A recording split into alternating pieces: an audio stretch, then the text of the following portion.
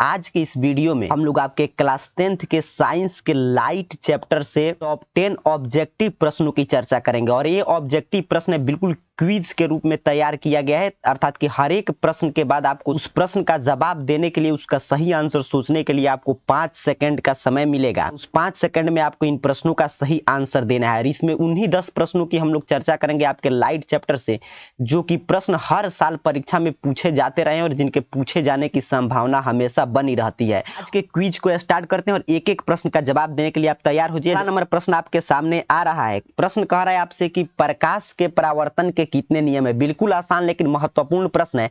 Option A आपके सामने है, कह रहा है 1, ऑप्शन बी में दिया गया है 2, ऑप्शन सी में 3, ऑप्शन डी में 4। चलिए आपका 5 सेकंड समय शुरू होता है। अब इस प्रश्न का आपको जवाब देना है कि प्रकाश के परावर्तन के कितने नियम हैं। तो देखिए इस प्रश्न का राइट आंसर हो जाएगा ऑप्शन बी, अर्थात कि प्रकाश के परावर्तन के कितने नियम होते हैं, 2। चाहे आपसे प्रकाश के परावर्तन अर्थात कि रिफ्लेक्शन ऑफ लाइट या प्रकाश के अपवर्तन रिफ्रैक्शन ऑफ लाइट की बात किया जाए तो इन दोनों के 2 ही नियम होते हैं। चलिए जानते हैं प्रकाश के परावर्तन के 2 नियम कौन कौन से हैं।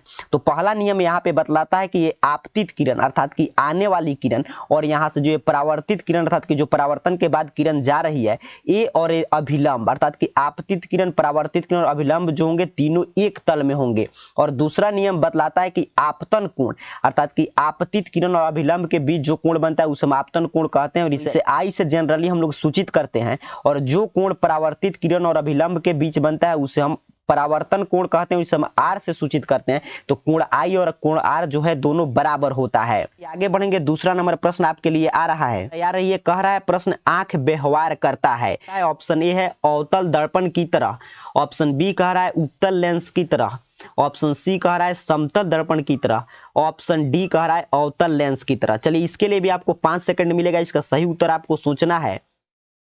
आंख कैसा व्यवहार करता है आपको बतलाना है। तो बिल्कुल इसका राइट आंसर हो जाएगा उत्तल लेंस की तरह। आंख जो है हमारा मानव नेत्र जो है उत्तल लेंस की तरह व्यवहार करता है। यहाँ पे आप देख पा रहे हैं उत्तल लेंस ऐसे ही होता है, दोनों किनारों पे पतला और बीच में मोटा होता है। तो याद रखिएगा आंख जो है उत्तल लेंस की तरह व्यवहार करता है। चलिए आगे बढ़ेंगे। तीसरे नंबर प्रश्न आपके सामने आ रहा है। तीसरा नंबर प्रश्न कह रहा है मानव नेत्र के किस भाग पर किसी वस्तु का प्रतिबिंब बनता है। प्रश्न ध्यान से समझ लीजिए। पूछा गया है मानव नेत्र के किस भाग पर वस्तु का प्रतिबिंब बनता है। ऑप्शन ए कह रहा है कॉर्निया पे, ऑप्शन बी है परितारिका पे, ऑप्शन सी है पुतली पे और ऑप्शन डी है दृष्टि पटल पे। चलिए इसके लिए भी आपको 5 सेकंड आपका टाइमर शुरू हो। मानव नेत्र के किस भाग पर किसी वस्तु का प्रतिबिंब बनता है। तो राइट आंसर हो जाएगा ऑप्शन डी दृष्टि पटल। मानव नेत्र की संरचना जो आपको चित्र दिमाग में रहना चाहिए। बहुत बार परीक्षा में पूछा जाता है कि मानव नेत्र का सचित्र वर्णन करें, तो ऐसे आपको पिक्चर बना के इन सभी के बारे में लिखना पड़ेगा। तो यहाँ पे प्रश्न था कि मानव नेत्र के किस भाग पर किसी वस्तु का प्रतिबिंब बनता है, तो दृष्टि पटल पर। यहाँ पे देखिए यह दृष्टि पटल, यही एरिया में प्रतिबिंब बनता है। और आपके इस दृष्टि पटल को हम लोग इंग्लिश में रेटिना के नाम से जानते हैं। तो अगर ऑप्शन में आपको एग्जाम में दृष्टि पटल नहीं दिखाई दे तो रेटिना रहेगा, तो वही राइट आंसर हो जाएगा। चौथा नंबर प्रश्न आपके सामने आ गया। कह रहा है एक स्वस्थ आंख के लिए दूर बिंदु होता है। आपसे पूछा गया कि स्वस्थ आंख के लिए दूर बिंदु कितना होता है। ऑप्शन ए कह रहा है 25 सेंटीमीटर, ऑप्शन बी कह रहा है 0, ऑप्शन सी कह रहा है 25 मीटर, कह रहा है अनंत। ये आपका समय शुरू हो चुका है। आपको बतलाना है कि एक स्वस्थ आंख के लिए दूर बिंदु क्या होता है। प्रश्न का राइट आंसर हो जाएगा ऑप्शन डी अनंत। क्या होता है, अनंत, क्योंकि दूर बिंदु पूछा गया था। अगर आपसे जो है एक स्वस्थ आंख के लिए निम्नतम बिंदु पूछा जाए तो वो होता है 25 सेंटीमीटर। ये 25 मीटर नहीं 25 सेंटीमीटर, तब ऑप्शन ए होता है। दूर बिंदु पूछा गया था तो अनंत होता है। चलिए आगे बढ़ेंगे। 5 नंबर प्रश्न आपके लिए आ रहा है। 5वां नंबर प्रश्न आपसे पूछा जा रहा है कि जब कोई बीम अनंत पर हो तो उत्तल लेंस द्वारा उसका प्रतिबिंब कहां बनेगा। आपको बतलाना है कि अगर कोई वस्तु जो है हम उत्तल लेंस में अनंत पर रखेंगे तो उसका प्रतिबिंब कहां प्राप्त होगा। ऑप्शन ए करा है फोकस और लेंस के बीच, ऑप्शन बी है फोकस पर, ऑप्शन सी है फोकस की दुगुनी दूरी पर और ऑप्शन डी है फोकस और अनंत के बीच। तो चलिए इसके लिए भी आपका समय शुरू हो चुका है। जल्दी से इसका जवाब आपको सोचना है कि कौन सा राइट आंसर होगा।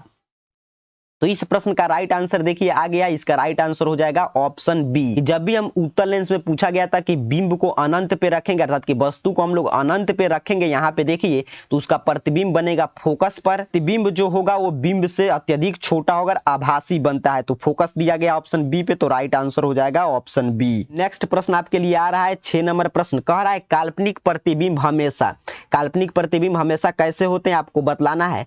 ऑप्शन ए है सीधा बनता है, ऑप्शन बी आपसे पूछा गया है आधा बनता है, ऑप्शन सी कह रहा है उल्टा बनता है, ऑप्शन डी कह रहा है तिरछा बनता है। इस प्रश्न का भी जवाब सोचने के लिए आपका समय शुरू हो चुका है। तो इसका राइट आंसर देखिए आ गया। इसका राइट आंसर होगा ऑप्शन ए, काल्पनिक प्रतिबिंब जो है हमेशा सीधा बनता है। प्रतिबिंब जो है दो प्रकार के होते हैं, तो जब भी प्रकाश की किरण परावर्तन या अपवर्तन के बाद किसी बिंदु पर वास्तव में मिलेगी तो वास्तविक प्रतिबिंब बनेगा, और मिलती हुई प्रतीत होती है तो काल्पनिक प्रतिबिंब बनता है। और वास्तविक प्रतिबिंब को हम लोग पर्दे पे प्राप्त कर सकते हैं, वहीं पे काल्पनिक प्रतिबिंब को पर्दे पर प्राप्त नहीं कर सकते हैं। और वास्तविक प्रतिबिंब जो है उल्टा बनता है, आभासी प्रतिबिंब सीधा बनता है। और आभासी प्रतिबिंब को हम लोग क्या बोलते हैं, काल्पनिक प्रतिबिंब। तो आपसे देखिए प्रश्न पूछा था काल्पनिक प्रतिबिंब हमेशा, तो यहां से मिल गया कैसा बनता है, सीधा बनता है, तो सीधा ऑप्शन ए पे दिया गया, तो राइट आंसर हो जाएगा ऑप्शन ए। यहां पे आपको दोनों में अंतर पूछेगा तो आप समझ चुके हैं, और वहीं पे पूछे वास्तविक तो आपको आंसर करना है उल्टा। एक एक प्रश्न को हम लोग डिटेल में चर्चा कर रहे हैं ताकि एग्जामिनेशन में आपको कोई दिक्कत ना हो। चलिए आगे बढ़ेंगे। 7 नंबर प्रश्न आगे आपके सामने कर रहा है, कौन सा लेंस अपसारी लेंस भी कहलाता है।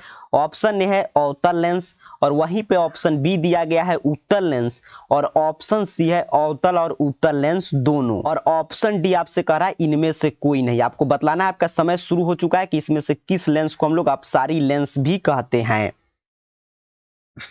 तो देखिए राइट आंसर हो जाएगा ऑप्शन ए, अवतल लेंस को। किसे हम लोग कहते हैं, अवतल लेंस को, जो हम लोग अपसारी लेंस के नाम से जानते हैं। लेंस दो प्रकार के होते हैं, उत्तल लेंस और अवतल लेंस। उत्तल लेंस जो होता है वो बीच में मोटा होगा और किनारों पर पतला, वहीं पे अवतल लेंस जो होता है वो किनारों पे मोटा होता है और बीच में पतला होता है। और उत्तल लेंस को अभिसारी लेंस के नाम से जानते हैं, वहीं पे अवतल लेंस को अपसारी लेंस के नाम से जानते हैं। तो यहाँ पे प्रश्न पूछा गया था अपसारी, तो अपसारी देखिए कहाँ पे है, यहाँ पे अवतल लेंस में, तो इसलिए राइट आंसर हो गया ऑप्शन ए।